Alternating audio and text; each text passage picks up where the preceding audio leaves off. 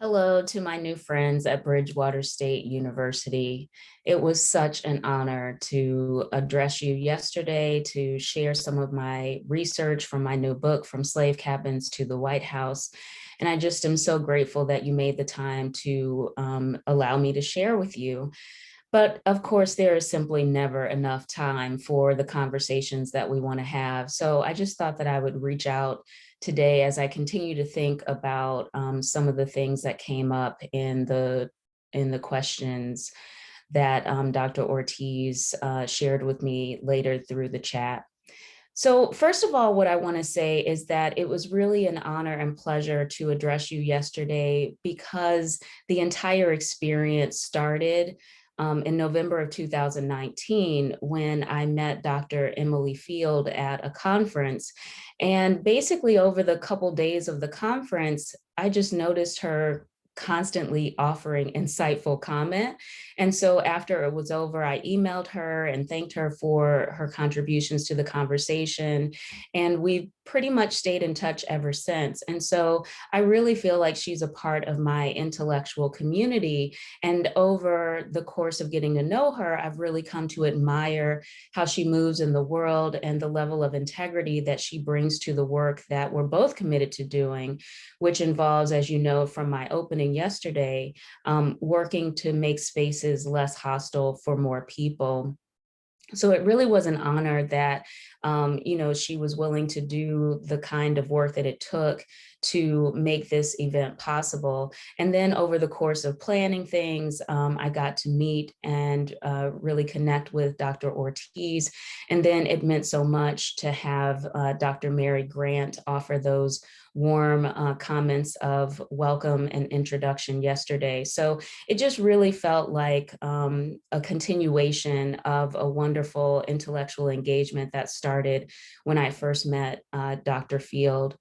So part of what I wanted to do is to address a couple of the issues that I thought I could address very briefly. One question was, how do we fight white hostility? And I wanted to take the time to just say to this that so much of what my book is working to do is to take those of us in marginalized groups out of the defensive posture. Because what I want us to understand is that so often we're not facing hostility because we've done something wrong. So often we're facing hostility because we've done something right, but our unjust system wants to put us back in our so-called proper place of subordination, put us back in a place of doubting ourselves. And so my work is very much about us getting out of that defensive posture. One way that I might have you think about this is, if you spend your life trying to prove that you are not a stereotype, right? There are lots of stereotypes of Black women, for example. If I use my life to prove that I'm not that stereotype, always being the opposite of whatever this racist, sexist country says I am, if I do that, I'm still being controlled by the stereotype. So I'm proving I'm not the stereotype. I'm doing everything that is in the opposite of it. I'm still being controlled by that stereotype.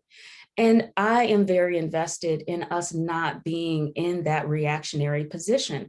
I'm very interested in us understanding that the hostility we face is because of the unjust situation we are in. It is not because of what we are doing wrong or doing, not so aggressively. Someone else asked something about, well, is Michelle Obama catering to white comfort too much? I want us to think about, what if what I shared about Michelle Obama isn't about white people, right? That quotation I shared from Noelle Rooks, who said, what people consider to be ethnic hairstyles are not necessarily about responding to white culture, but we act as if that's the only meaning they could possibly have. So what I'm interested in us doing is considering, what would it mean if we took seriously the possibility that it is white hostility, white violence, that it is so-called dominant culture that is the reactionary project. When I'm thinking in terms of anti-Blackness, right? Part of what I find so important, and really the reason I wrote this book, is because so many scholars speak in terms of anti-Blackness, but then they act as if all Black people can do is respond to anti-Blackness. No, it's anti-Blackness.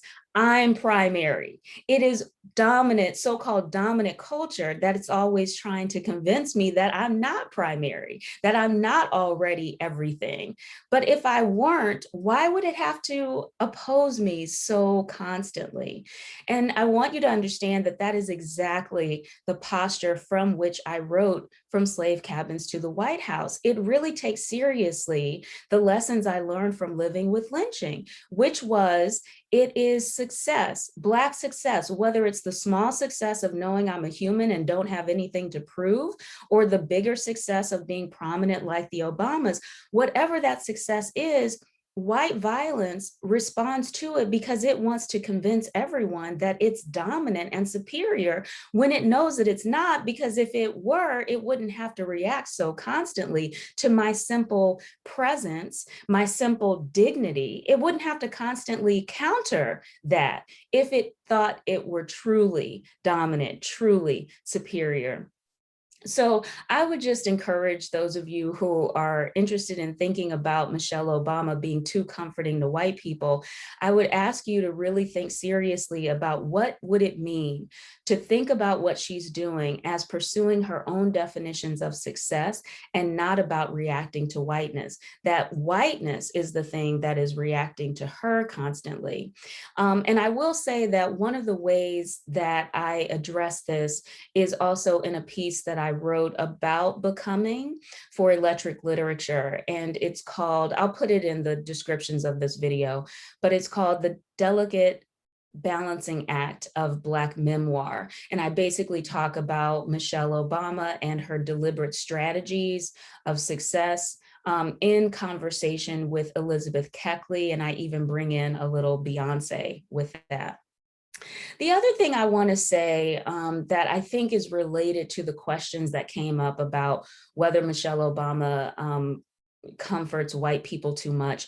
The other thing I would call your attention to is chapter 4 of From Slave Cabins to the White House, because part of what I find so powerful there in my findings when I focus on Black women's definitions of success is that when you get to the Black Power era drama by Alice Childress. It's called Wine in the Wilderness. And it's very much a play of the Black Power era or the Black arts era, very much of the time of the Black is Beautiful movement of the 1960s. And a big part of what I end up demonstrating by taking seriously Black women's definitions of success is that part of what the main character in that play argues is that natural hair, because women are judged on their appearance so much, natural hair can be used as a bludgeon just as much as straightened hair can be. One of the characters basically says, you know, everyone wants to judge Black women based on these hair choices. And that's because we're in a sexist society that isn't judging men to the same degree according to their appearance.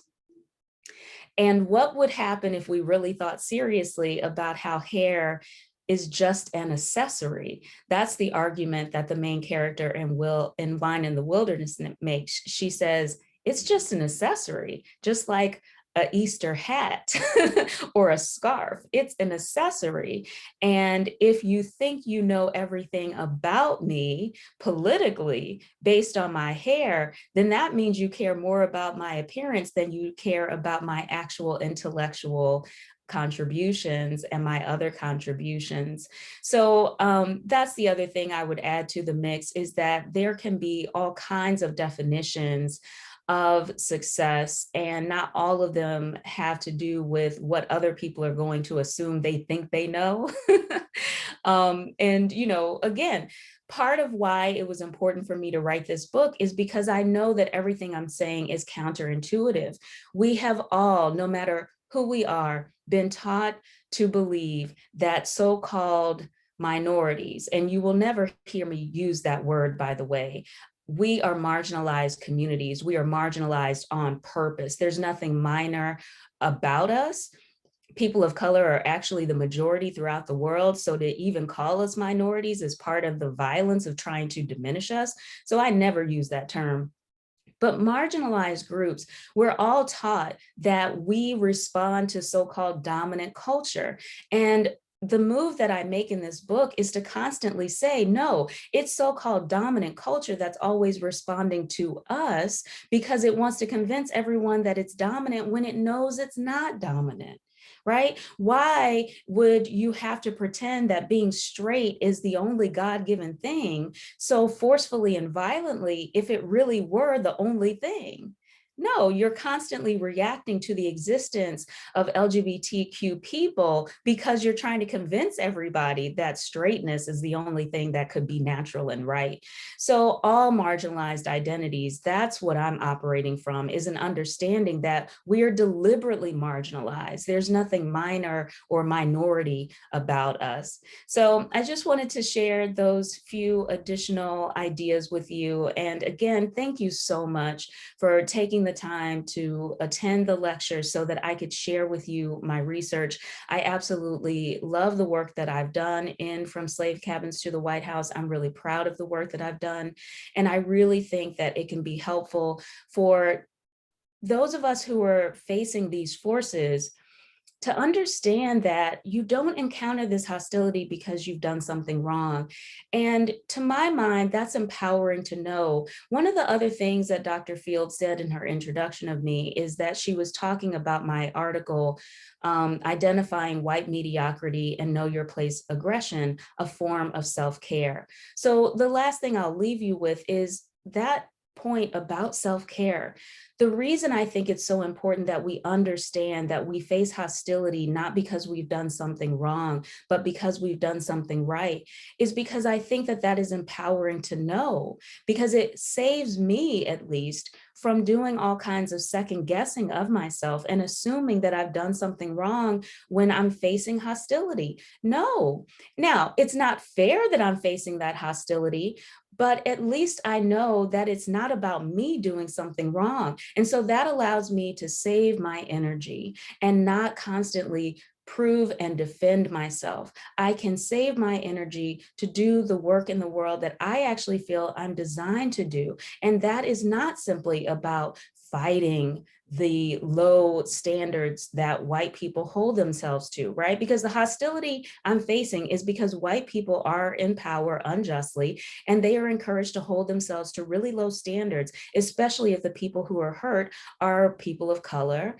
And so those are low standards. Why would I let the fact that this country encourages them to hold themselves to low standards be the be all end all of my life and my work and my, ability to enjoy my life? I can't let everything be about that. So something has to be about sustaining myself and sustaining other people of color and sustaining and affirming other members of marginalized groups like my queer kin and indigenous populations. So again, I take it from an angle of self-care, that I know that this is a hostile environment, but knowing that helps me to keep my sanity and know that it's not my fault. People of color and other marginalized groups have been working to make this country live up to what it claims to be constantly throughout the history of this country. It isn't because of a shortage of what they've done that things haven't gotten better. And so we need to keep that clarity. And so I hope that From Slave Cabins to the White House helps you to keep that clarity. And I also hope that Identifying White Mediocrity and Know Your Place Aggression article also helps you to keep that clarity. So I'll put all of those kinds of resources in the notes of this video. Again, thank you so much. And thank you for engaging the ideas. And as I said before, it's really easy to keep up with me on Twitter. I'm at Prof. Corey, at PROFKORI. And of course, I have my website, carethamitchell.com, that I try to keep fairly updated so that if you look in the media section, for example, you'll see any media that I've done or short pieces that I've written. So feel free to keep in touch. Thanks so much.